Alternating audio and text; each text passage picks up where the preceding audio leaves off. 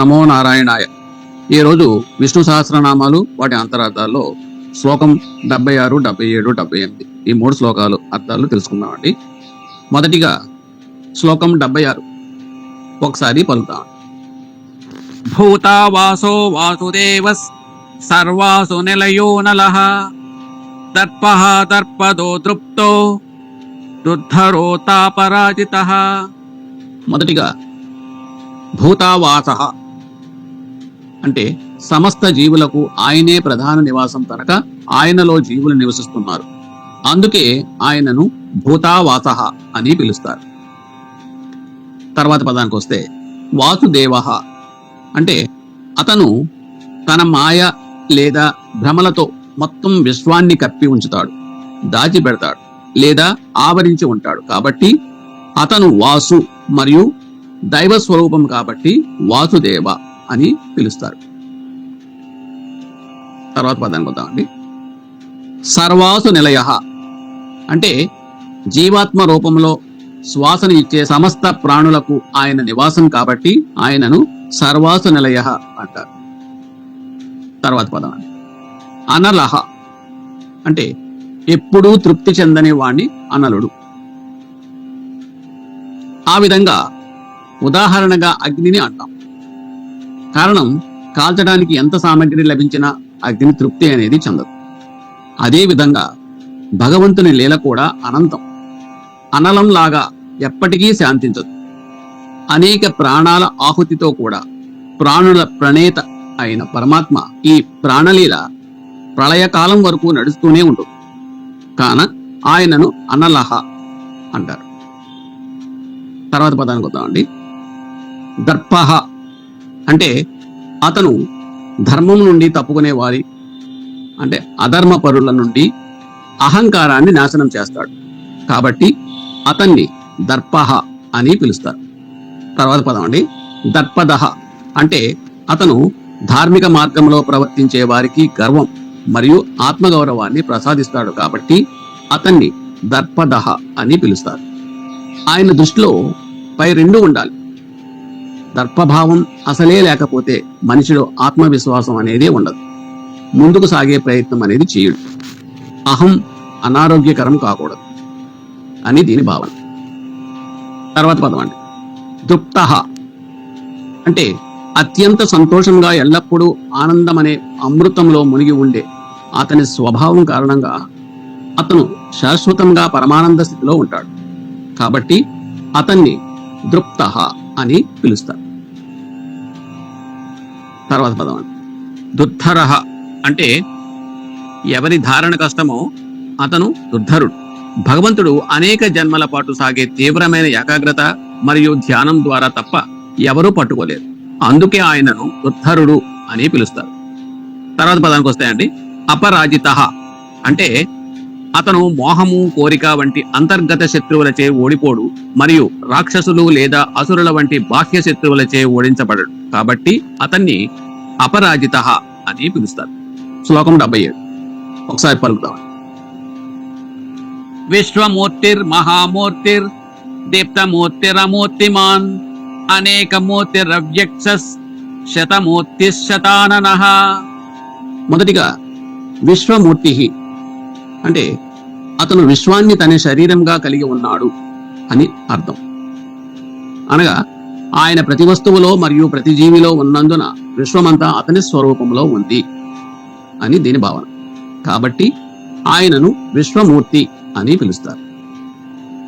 తర్వాత పదం మహామూర్తి అంటే అతను అపారమైన రూపం.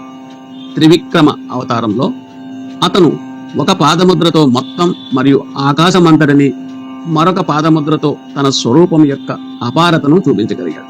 కావున ఆ మహానుభావుని మహామూర్తిగా సంబోధించారు. దీనికి చిన్న వివరణ కూడా తెలుసుకుందామండి. విశ్వమూర్తిర్ మహామూర్తి అంటే ఆయనను సాక్షాత్కరించడానికి సాధన అవసరం మరియు ఈ సాధన కోసం శరీరం అవసరం. జీవులు చివరికి అతని వైపు పరిణామం చెందడానికి మరియు అతనిని గ్రహించడానికి ఆ విధులన్నీ అతనిలోనే జరుగుతున్నాయి. పూర్తిభవించిన ఆత్మలు తమ కర్మల ద్వారా అతనికి మరియు వారికి మధ్య సృష్టించిన పొగతెర కారణంగా ఆయనను గ్రహించలేరు. వారు తమ మనస్సులను శుద్ధి చేసుకుని ఆపై మనస్సులను ఆయన వైపు మళ్లించినప్పుడు ఆయన వారికి తన అనుగ్రహాన్ని అనుగ్రహిస్తాడు మరియు వారు అతని మహామూర్తి రూపాన్ని మరియు అంతకు మించి అనుభూతి చెందుతారు. భగవంతుని శరీరంలో సృష్టి, స్థితి అంటే ఉనికి, అలాగే సంహారం, విధ్వంసం ఉన్నాయి. ఒక జీవితం జీవించాలంటే మరో జీవితం నాశనం అవుతుంది. ఈ విధంగా ఈ పదానికి వివరణ స్పష్టంగా ఇవ్వడం జరిగిందండి. తర్వాత పదాన్ని వద్దాం. దీప్తమూర్తి అంటే అతను అంటే జ్ఞానం వలన ప్రకాశించే రూపాన్ని కలిగి ఉన్నాడు కావున దీప్తమూర్తిగా పిలువబడుతున్నాడు. తర్వాత పదం అమూర్తిమాన్ అంటే అతను నిరాకారుడు. మన పూర్వకర్మలను బట్టి మనకందరికీ మన ప్రతి జన్మలో ఒక నిర్దిష్ట రూపం ఉంటుంది. కానీ భగవంతుడు కర్మ నుండి విముక్తుడు కావున ఏ ప్రత్యేక రూపానికి కట్టుబడి ఉండడు. ఏ రూపాన్ని తీసుకోవాలనుకున్నాడో తీసుకోగలడు. కావున అతను అమూర్తిమాన్గా పిలువబడుతున్నాడు. తర్వాత పదం అనేక మూర్తి అంటే అతనికి అనేక రూపాలు ఉన్నాయి. వివిధ అవతారాల మూలంగా ఆ విధంగా అనేక మూర్తిగా పిలుస్తారు. తర్వాత పదం అవ్యక్త అంటే స్పష్టంగా చెప్పలేని వాడు కావున అవ్యక్త అంటే అతని రూపం దృష్టి వస్తువు కాదు.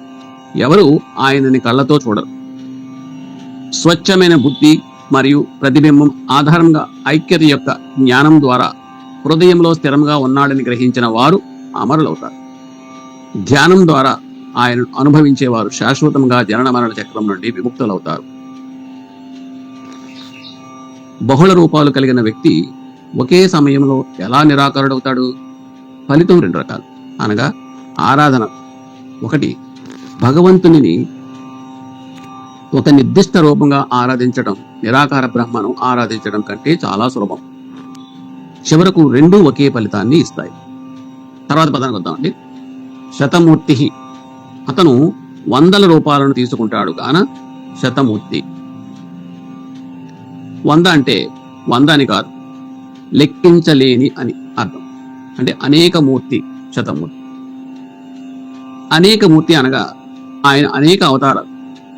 శతమూర్తి అనగా భక్తుల మనసులలో అతను సృష్టించే మానసిక చిత్రాలు. అంటే ఎవరు ఏ రూపంలో కోరుకుంటే ఆ రూపంలో సాక్షాత్కారం ఇవ్వటం లాంటిది. తర్వాత పదం శతాననః అంటే అతనికి 100 ముఖాలు ఉన్నాయి కావున శతాననః. ఆయన సర్వవ్యాపికుడైన భగవాన్ అని అర్థం. ఈ విధంగా శ్లోకం 77 పూర్తయిందండి. తర్వాత శ్లోకం 78 ఒకసారి పలుకుదాం. ఏకో నైకస్సవః కిం యత్తత్ పదమనుత్తమం లోకబంధుర్లోకనాథో మాధవో భక్తవత్సలః.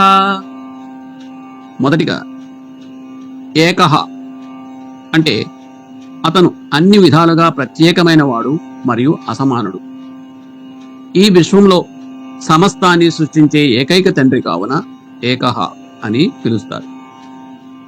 తర్వాత పదం నైకాహ అంటే అతడు అనంతుడు. అతని భ్రాంతి లేదా మాయ యొక్క శక్తి కారణంగా అతను బహుళ రూపాలను కలిగి ఉన్నట్లు కనిపిస్తాడు.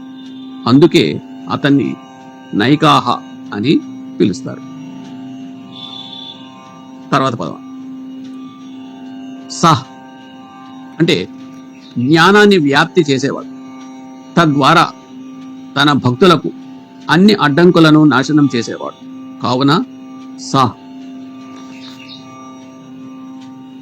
తర్వాత వా నివాసి వహ అంటే అన్ని జీవులు అతనిలో నివసిస్తారు మరియు అతను అన్ని జీవులలో అంతరాత్మగా ఉంటాడు.